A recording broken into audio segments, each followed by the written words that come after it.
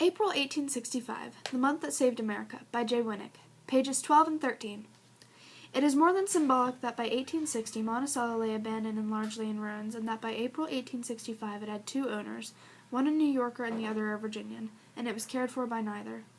More than 3.5 centuries earlier, in April 1507, Martin Wadsmuller, professor of cosmography at the University of St. Di, produced the first map showing the western hemisphere, a Novo Mundo with a long snaking coastline. He called it America after the discoverer of the new continent, an appellation that belonged as much to Amerigo Vespucci, the Florentine merchant, as it did to Columbus.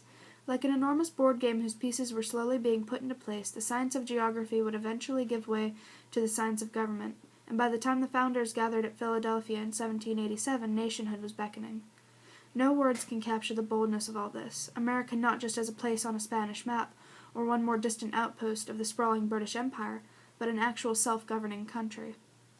A country not to be forged by 1,000 years of shared history and shared dreams, but to be conceived in the minds of a handful of men over a handful of months. With pluck, daring, iron will, and imagination, and a brilliance unsurpassed in history, the founders would in turn beget the national idea, a country unlike any since the beginning of time. But in the crucible of the occasion, fateful questions would linger. What would knit this country together? Was it to be one country and one nation, or perhaps two, or even several?